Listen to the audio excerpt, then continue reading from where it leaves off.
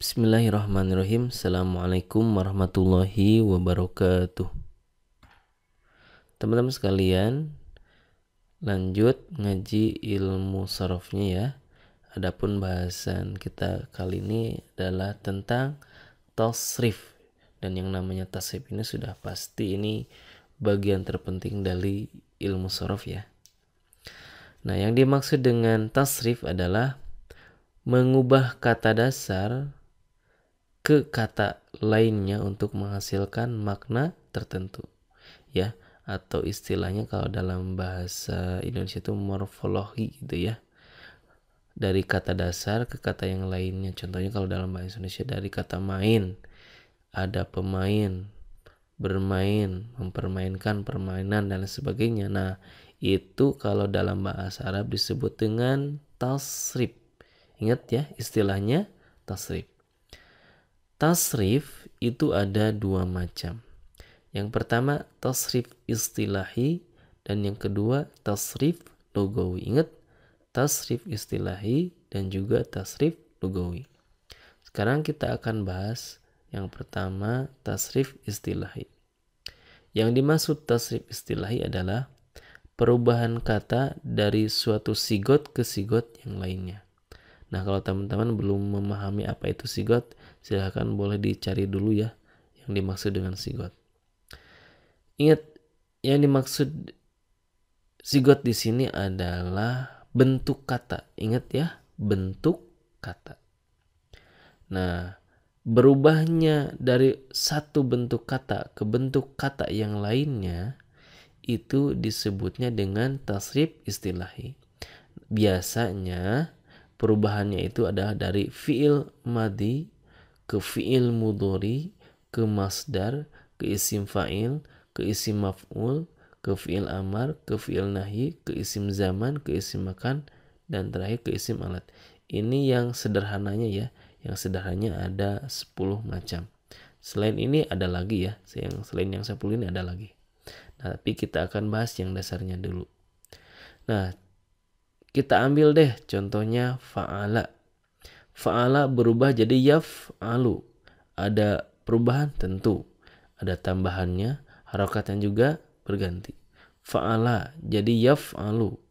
Kemudian fi'lan, fa'ilun, maf'ulun, if'al, la taf'al, maf'alun, maf'alun, mif'alun.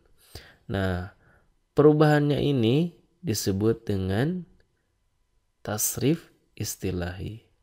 Nah, contoh yang lainnya kita ambil kata dasarnya fataha. Fataha artinya membuka.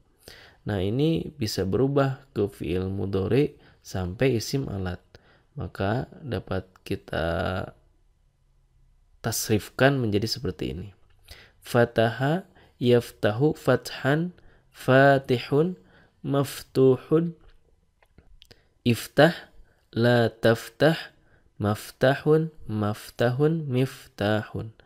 Nah, ada pertanyaan ini gimana caranya untuk mengetahui perubahan-perubahan ini, contohnya dari fathah ke yaftah dan sebagainya. Nah, ini nanti kita akan lebih detail lagi bahasan dari sigot per sigotnya.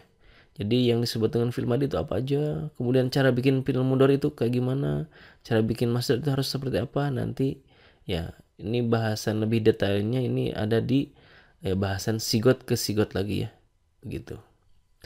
Kemudian yang kedua ada yang disebut dengan tasrif lugawi. Yang dimaksud dengan tasrif lugawi adalah perubahan kata pada sigot yang sama. Ingat ya, perubahan pada sigot yang sama.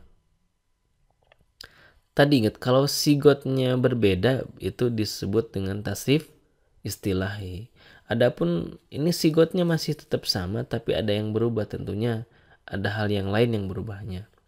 Contohnya perubahan fa'ilna dari goib ke mukhatab dan mutakalim.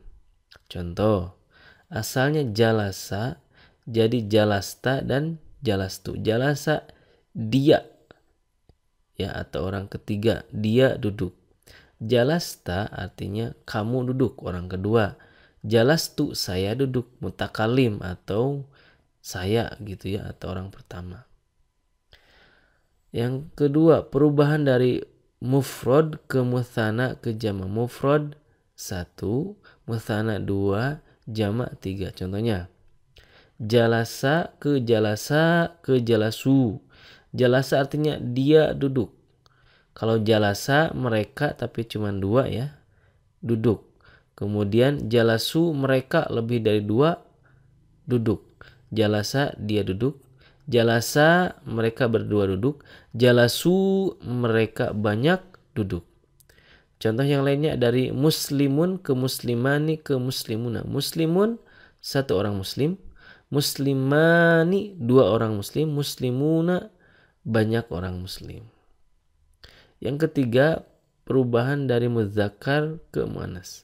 Mudzakkar laki-laki, muannas perempuan. Contohnya dari jalasa ke jalasat.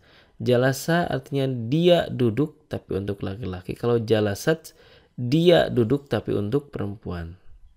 Kemudian muslimun ke muslimatun. Muslimun muslim laki-laki. Kalau muslimatun muslimah ya muslim perempuan. Seperti itu ya sederhananya. Nah, dalam tasrif lugawi ini banyak perubahannya ya. Bahkan di satu sigot aja itu ada macam-macamnya. Biasanya disesuaikan dengan domirnya, dan domir ini ada 14, artinya dari satu kata atau satu bentuk kata ini, satu sigot ini ya minimalnya ada 14 bentuk. Contoh kita ambil sekarang yang fiil madinya dari nasoro ya. Ini berarti perubahannya kayak tadi ya, yang lugawi, ingat yang lugawi. Nasoro, kemudian huma nasoro, hum nasoru, hiya nasorat, huma nasorota, hunna nasorana, anta nasorta, antuma nasortuma, antum nasortum, anti nasorti, antuma nasortuma, antunna nasortunna, ana nasortu, nahnu nasorana.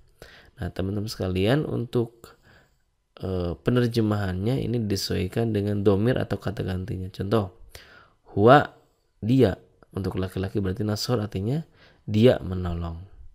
Kalau hiya nasorat, hiya dia perempuan, berarti nasorat artinya dia menolong, dianya untuk perempuan. Kalau anta artinya kamu laki-laki, nasorta kamu menolong untuk laki-laki. Nasortum, nah dari antum, antum artinya kamu banyak atau kalian, berarti nasortum artinya kalian menolong. Kalian menolong.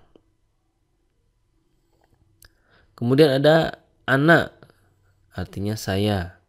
Nasortu berarti, nasortu artinya saya menolong. Nahnu kami, nasorna berarti bisa diterjemahkan kami menolong. Nah, itulah teman-teman sekalian bahasan sekilas aja ya tentang tasrif. Ingat, tasrif itu ada 2, ada istilahi dan juga ada lugawi. Kalau istilahi adalah perubahan dari sigot satu ke sigot yang lainnya, dari satu bentuk ke bentuk yang lainnya. Adapun kalau tasrif lugawi itu perubahan pada sigot yang sama, pada bentuk kata yang sama, hanya beda domirnya, beda jumlahnya, beda jenisnya, seperti itu. Sekian, mudah-mudahan bermanfaat. Assalamualaikum warahmatullahi wabarakatuh.